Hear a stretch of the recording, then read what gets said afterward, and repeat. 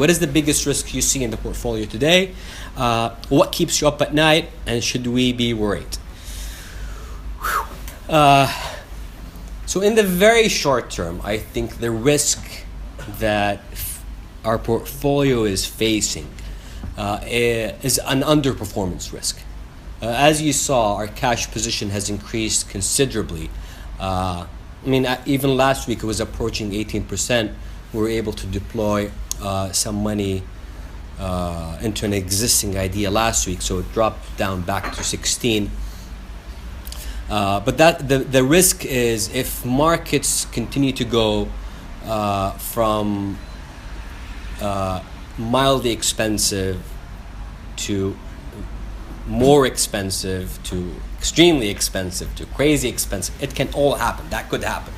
And in that scenario where the market continues to bubble up, our discipline in terms of valuation will cause us to probably exit positions. And in a couple of cases, the past 6 months, we have been taken out forcibly through acquisitions. So some of our companies were acquired.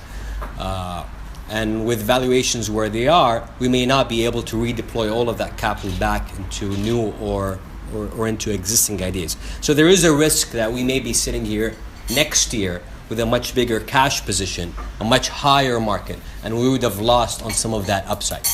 But that's a short-term risk that doesn't, frankly, bother me, because that would be a scenario where we're going to have more firing power and better defenses when the market in that scenario inevitably goes down. And we'll be ready to act quickly and decisively in redeploying that capital into ideas in that scenario.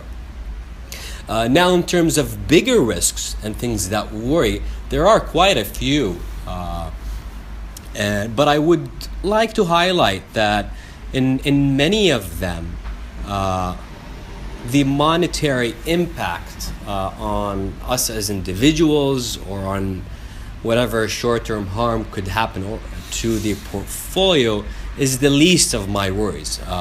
Things like what's happening in North Korea and how the Trump administration is dealing with it.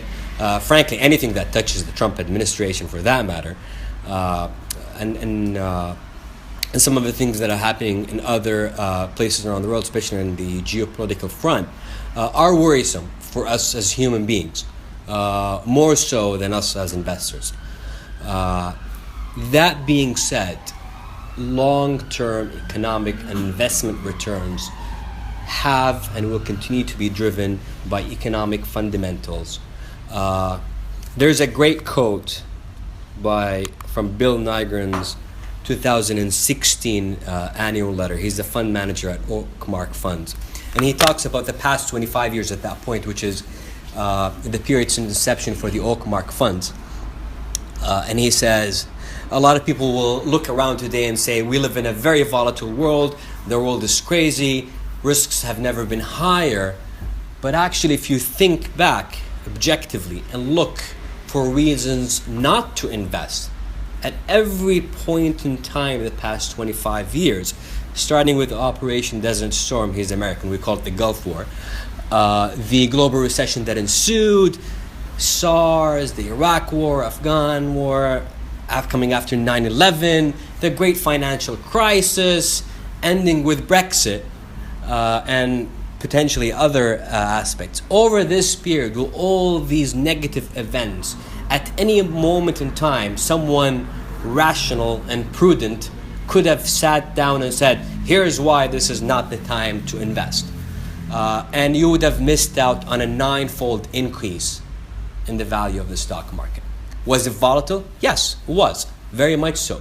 But it's still, when viewed through a lens of a longer-term approach, which, frankly, most people should take. Even if you are at retirement today, your life expectancy should dictate a much longer time horizon than people have when they're 18 or 20 or 30. Or at least that's the way they behave, as if that's the case in financial markets.